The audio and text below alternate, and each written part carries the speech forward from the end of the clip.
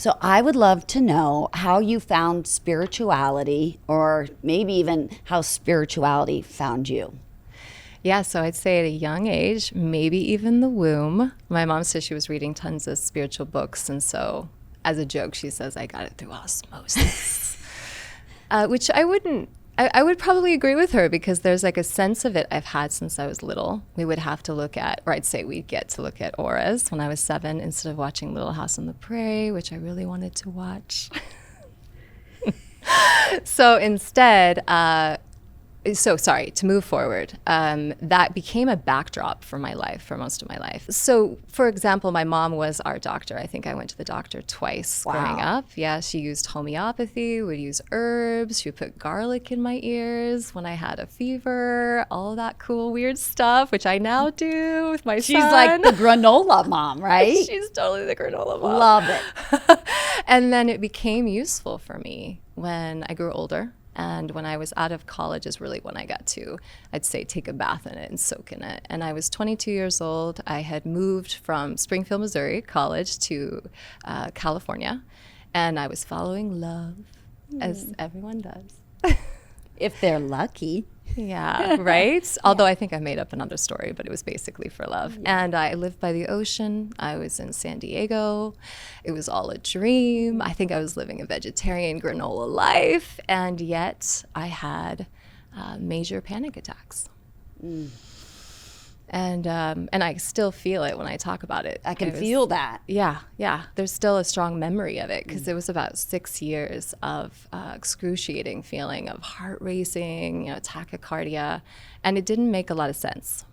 It was this experience of I'm living this dream life. What else could I ask for, and why is my body acting up? So that led me to doing like what everyone does when they're in panic, which is search for the answer. Mm-hmm. And I didn't want to do medication at the time. Like I said, my mother was not really one to give us that growing up, so that wasn't really an option for me. And the only thing that worked at that time was to write in a journal, which I wasn't a writer at the time. So I would write, and then something eventually started answering my questions. Wow. Yeah, which I know now is called automatic writing. But at the time, I was pretty sure I was losing my mind. Sure. But anxiety was making me lose my mind too. Yeah. So it didn't matter. I was desperate, and I was going to do anything it took. So I would ask questions. What is this? When is this going to go away? What do I need to do? Please lead me, anything. I was asking to anything that could help. And I got an answer. And I actually literally got a date when the anxiety would be done. Whoa. Mm-hmm. Which was November 1st, 2002. I remember it.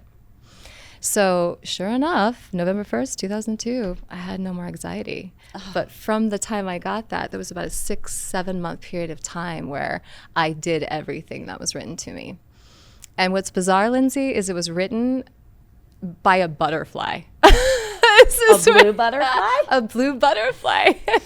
Yeah, which I know I expressed to you, and there's a longer story to that. But essentially, it's what I know now as a spirit guide who was coming in the form of a butterfly because I could recognize it, right? That was that sign that would show up, either a blue or a yellow. It was the two. She would draw both. And I started seeing both as I was being led to whatever was being expressed for me to do. So, would you see them out in nature? Mm-hmm. Yeah. I would see them out in nature. I also asked one day just to play along. I was like, okay, this is interesting. Something's writing me. So I was like, what's your name? And I got it written back, not in my handwriting. So I knew. So it was T-A-N, and I'm like, J-A.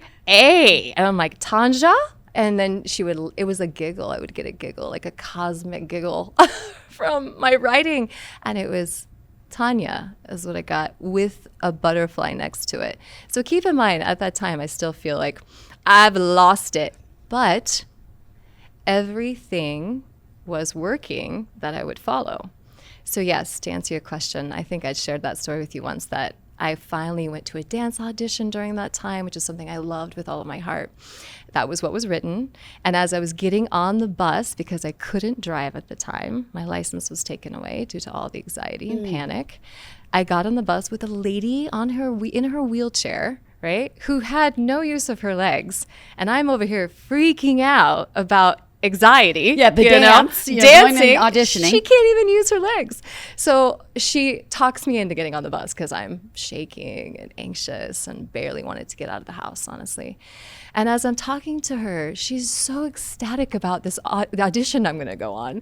And she starts talking to me about her life and her boys she has. And she's so grateful she can be alive. And I'm got tears. I'm like, and I'm so worried about my condition. Yeah. Right? And then she says something to me at the end. She goes, Christy, will you dance for me today? And I remember that ping in my heart as if my anxiety just went away immediately. Like it just restarted the heart. Wow. And I said, yeah, I will. Like you had to. Yeah. You I was like, absolutely had no choice. but what was beautiful, she took me out of my own head and my own experience and my own poor me in that moment to recognize what was really happening outside of me.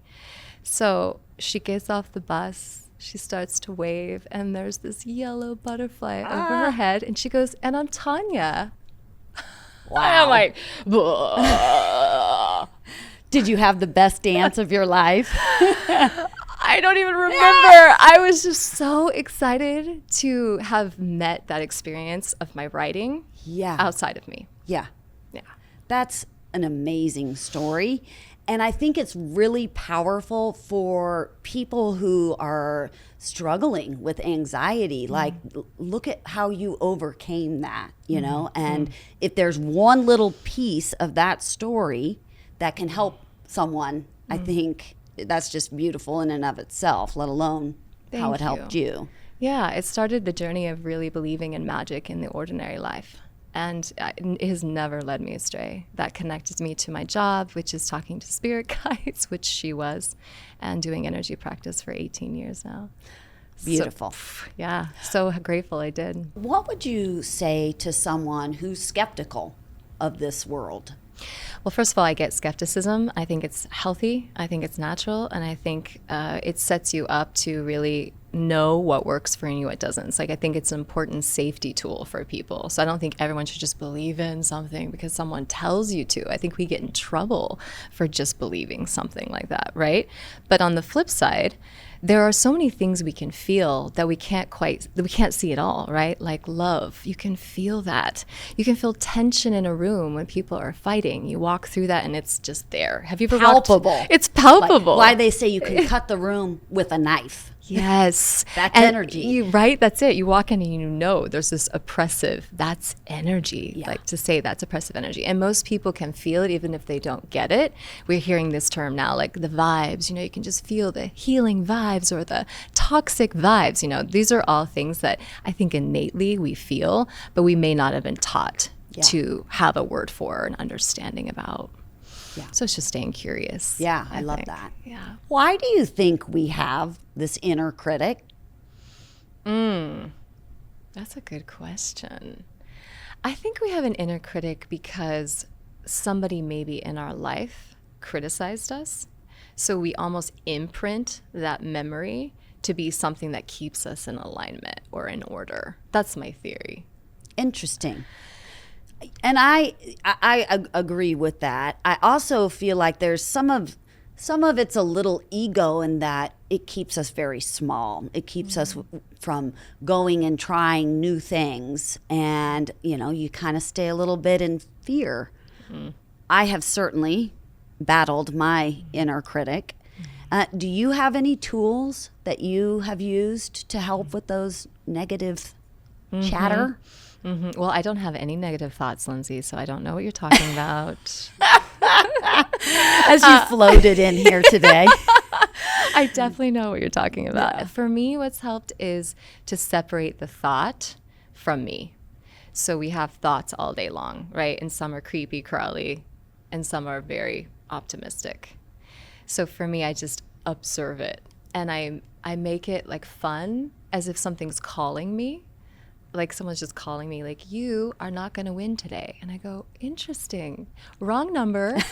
Call someone else. I love that it's tactic. Just a thought. Yeah, which I have to give credit. Shaman Dirk gave me that. He's a guy on Instagram who I follow, and he gave me the wrong number, so I have to give him credit Okay. where credit's due. But I would separate it like that, and then I just added his little joke to that, and it helps a lot. So if I hear something that's not my highest and best self, right? It's something like, who do you think you are? And you're really going to be good at that. Like even for today. Hello. It's like, wrong number. And then it adds levity and a little bit of humor. Okay. I think that is really important for people to hear, because I think we're all looking for some solutions to this negative chatter.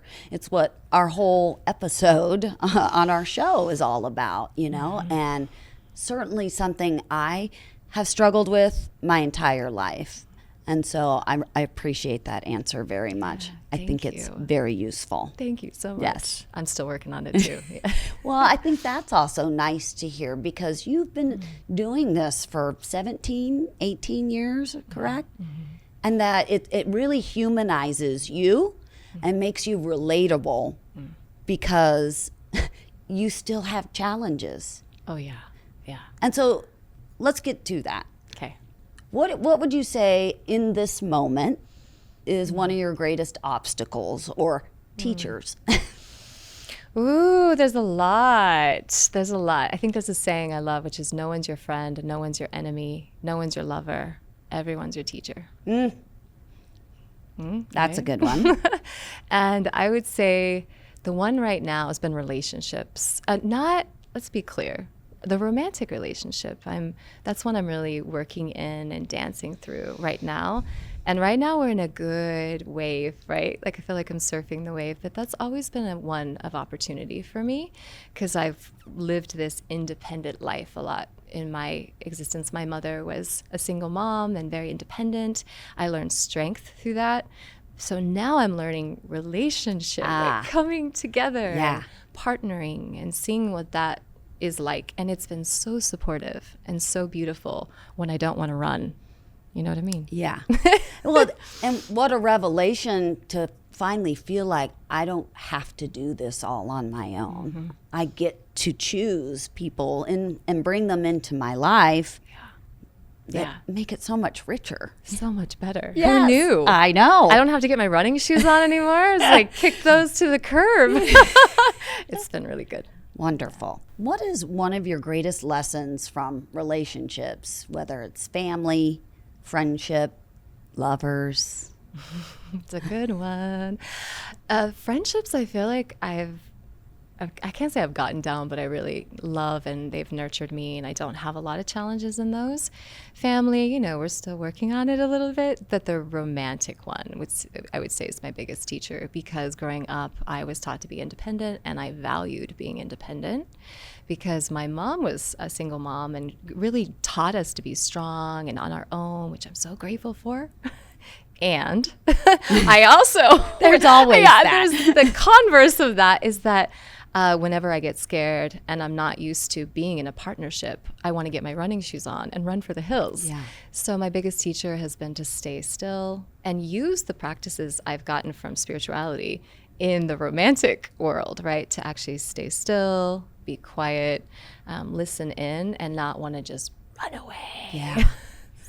That's the biggest one, I'd say. Okay, that's a pretty powerful one. Yeah, it is. And I'm so happy for you. Thank you. Thank you. Me too. It feels really good. Yeah. It feels really good. Does spirituality go along with religion, or can it coexist? Of course. I don't think spirituality would ever ask you to disown anything, because the idea is that it's everything, right? Yeah. It's not this or that. It's everything. It's wholeness. So why would... If everyone has a beef in religion, right, and you have your religion and you have yours, there's a sort of segregation that happens. The reason I tend to pull towards spirituality is because there isn't that disclusion. So of course it wouldn't exclude religion. Right. Everybody can play. Everyone can play. Yeah. I like that. Why do you think female relationships are so important? They are essential for me in the nurturing aspect. And they show me everything about myself, right? All the places where I'm not yet free. For example, if I'm inspired by somebody Yes, they're going to show me all the things I love about myself. And they're also probably going to show me the places where I still want to work on. So instead of being triggered, so let's go back for a second. I'd say they are literally the extension and a reflective pond to me, right? I get to see myself very clearly in their experience because they are a woman and I'm a woman. So we are literally the same as a reflection. So instead of the old world of, I don't like that, or I'm jealous, or I'm envious, or I'm just going to keep this all bottled up. What I do is I look at that piece that might trigger me, because it is a part of me in that extension. And I think, ooh, I'm not yet free there, right? So if there's something that doesn't quite work, I think, okay, not quite free there yet. Thank you for showing me. Yeah. Well, one thing that I have learned from you that I'm super grateful, because in the beginning, I did have a little jealousy or envy of you. And by getting to know you and kind of pushing past that, I was able to develop this friendship with you because you showed me that it's just a mirror. The things that I desire and that I see in you are what I already possess. I just haven't tapped into it. It's wonderful. Thank you, Lindsay. Yeah. I received that fully. I hope you that. do. Thank you so much. It's the truth. Let me reflect that back. Thank you. It means a lot. Well, I mean, I can just even think of like when I say, God, you look so beautiful, your dresses. She's like, you're like, well, that's just a reflection. Yeah. I'm like, wow. Yeah, because it's true. I mean, we rise together. Yeah. It's not a one-woman show. No. Yeah. It really has This way. shifted my mindset around female friendships for the better, obviously. That means a lot. Yeah. Because that's my focus this year. So thank you. Meaning professionally. Yeah. So thank you. Thank you. What would you tell someone who's going through a hard time? I would say that's too bad and just keep going. No, I would say that. I would say that's when it gets good. It's about to get really good, right? So in those breakdowns, we have a huge breaking open, right? And we have to break open in order to expand and become a higher, more advanced version of ourselves. I don't know if I want to use advanced, but a higher version of ourselves, something we want to move into. Otherwise, we just stay complacent, we get comfortable and nothing happens. So my grandfather always said that when there's death, there's always a gift. So when you're in that death portal, wait for the gift. There's going to be gold at the end of that. As the Buddhists say, no mud, no lotus, right? Which means that the lotus flower, the roots are literally in the mud and in the shit, in that compost. And then that's where the lotus flower is going to grow from. Yeah. That's where it grows up to the crown, right? And you get to extend up to the ether. So when you're in that dark space, it's about to get really good. I feel like, and myself included, that we resist and we think that bad things aren't going to be helpful, that they'll sink us. And it's just this shift in your mindset. Something as simple as like, this is a gift. How's my life going to change? If more people had that faith, the world would be a different place. Yeah, and I think it has to feel hard for people to be present to whatever the lesson is. Thank you so much for spending this time with me. I think everything that you say, I hang on to because you're just a wise woman, and I'm grateful to have you in my life. Thank you, Lindsay. The honor runs deep. Thank you for this opportunity. Yeah. Thankful to be here. And that's a wrap. And scene.